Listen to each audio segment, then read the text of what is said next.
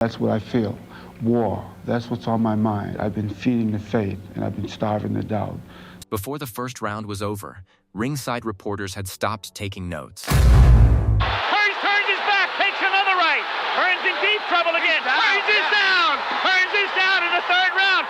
The king of boxing, the undisputed middleweight champion of the world, from Brockton, Massachusetts, marvelous Marvin Hagler. Pens were down, their notebooks forgotten, their professional detachment completely abandoned. What was happening inside that outdoor ring beneath the desert sky? Marvin Hagler wants to turn this into an alley war, and he's done it. Another low blow. Richard Steele may take points away soon. Demanded total, undivided attention. No peripheral thoughts, no distractions, just witness. 3 rounds, 200 punches landed between two men who had never learned the meaning of backward. 8 minutes and 1 second of sustained, ferocious combat that produced a consensus no sport had ever quite managed before or since, that on this particular night, in this particular ring, the greatest fight in boxing history had just taken place. In the doubt. So there's no doubt in my mind that I can't win this fight or that I won't knock Thomas Hearns out. To the 15,000 fans packed into Caesars Palace outdoor arena, it was the night they spent the rest of their lives describing to people who weren't there. To the millions watching on HBO, it was the fight that made them fall in love with boxing permanently. I think that this fight here will put me in the position to make greatness. But for marvelous Marvin Hagler and Thomas Hearns, it was simply the night they gave everything they had to each other. And somehow, both walked away legends. There are fights that entertain. There are fights that inspire. And then, once in a generation, if the sport is fortunate, there are fights that transcend the category entirely. And the blood begins to trickle down. Hagler working inside, now up top. And become something the language of boxing was never quite built to contain.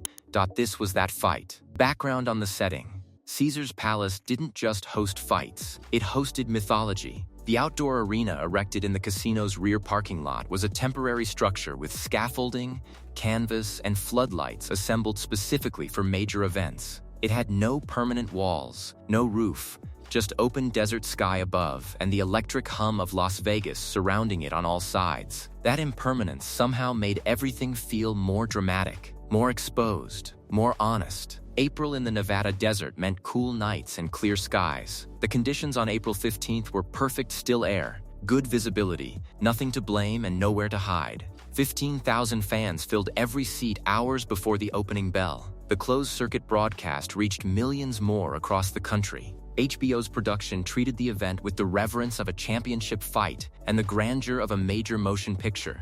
The gate receipts cleared $10 million. Celebrities filled ringside. Cameras were positioned everywhere. Sugar Ray Leonard, who knew both men intimately and would eventually fight both of them, sat at ringside with the focused expression of a student rather than a spectator. He understood better than anyone in that building what was about to unfold. But none of that external spectacle ultimately mattered. What Caesars Palace provided that evening was simply a stage, the temporary scaffolding, the desert air, the floodlights cutting through the Nevada night, all of it just framing for what two extraordinary men were about to create inside the ropes. Hagler and Hearns provided everything else. Who was Tommy Hearns? Tommy Hearns did not arrive at Caesars Palace looking for a boxing match. He arrived looking for a knockout. That was always the hitman's intention. And come April 15th, in 3 rounds, I would be the greatest. Regardless of opponent, regardless of occasion, standing 6'1" with an extraordinary reach of 78 inches, Hearns possessed the longest, most accurate right hand in the history of the welterweight and junior middleweight divisions. Hit him with a right hand. Another right.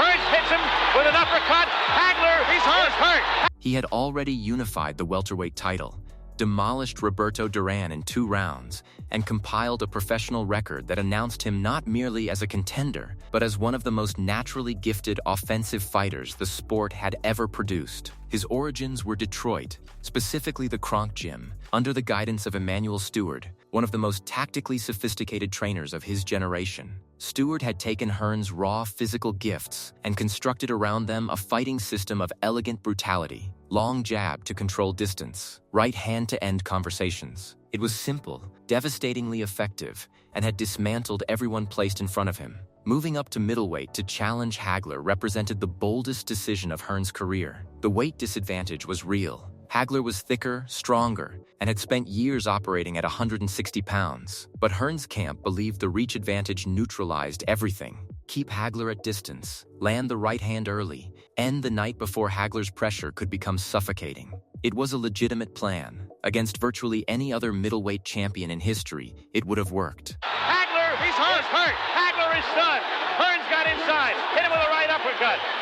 Hearns had executed that exact blueprint against world-class opposition before, and never once found it wanting. The Kronk system was built on that right hand, and everything enabled the fear it created, the space it opened, the finishing sequences it set up. Marvin Hagler was not virtually any other middleweight champion in history. Pre-fight build. By April 1985, Marvelous Marvin Hagler had been waiting for this fight for years. Not just for Hearns specifically, but for the recognition that had been denied him throughout his career. I realize now what they want to see. Every championship fight, they want to see a knockout. They want to see somebody knocked down. They want to see some... Hagler had turned professional in 1973, spent years fighting the wrong men in the wrong cities for the wrong money, and had been controversially robbed of a middleweight title shot on at least 2 separate occasions before finally claiming the undisputed championship in 1980. By the time Hearns was signed across from him, Hagler carried not just ambition, but accumulated grievance. He wanted to hurt someone. Hearns was simply the most qualified candidate available.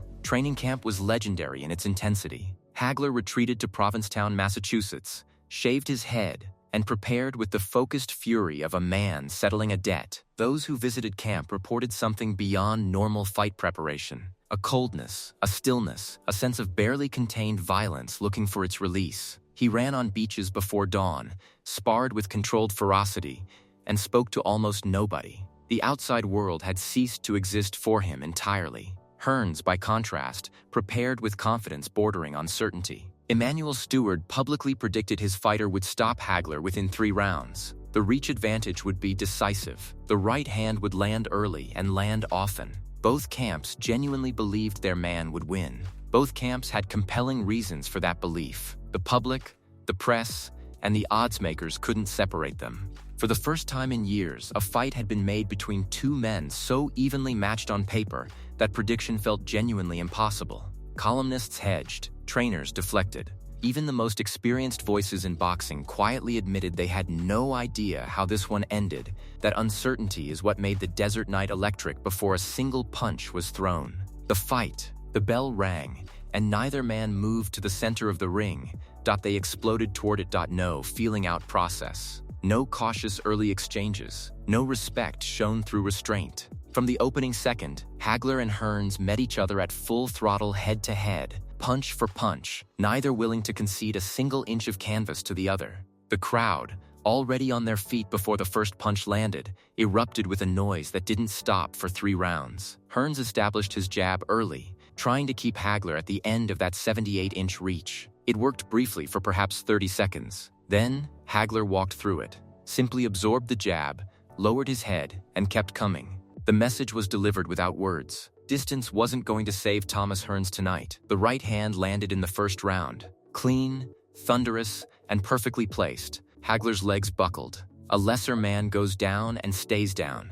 Hagler didn't even take a step backward. He reset, looked at Hearns with something approaching gratitude, and came forward again. The crowd couldn't believe what they were seeing. Neither could Hearns. Round 2 escalated beyond anything the building was prepared for. Hagler was cut above the right eye, a gash opened by a punch that would have stopped lesser men from continuing. Instead of retreating to protect the wound, Hagler pressed forward harder. He smeared the blood across his face with his glove and walked directly into Hearns' right hand again.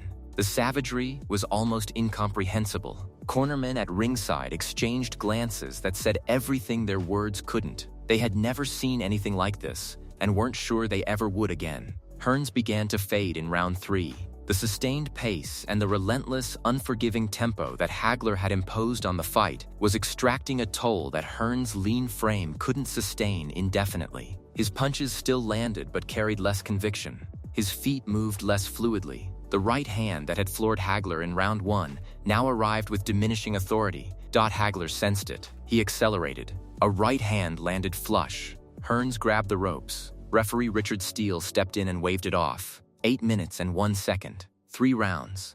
two men who had given absolutely everything they possessed to each other without a single moment of hesitation or self-preservation between them. The desert night went completely silent for one suspended moment. Then Caesar's palace shook. Why it was the greatest. Every era produces great fights. Only one era produced this one. What separated Hagler versus Hearns from every other candidate for the greatest fight ever made wasn't simply the violence boxing has produced violence in abundance across its history. It was the quality of the violence. Two elite, uncompromised fighters at the absolute peak of their powers, operating at maximum output for the entire duration, with no clinching, no survival tactics, no moments of either man choosing safety over engagement. Neither fighter ran, neither fighter held, neither fighter made a single decision rooted in self-preservation.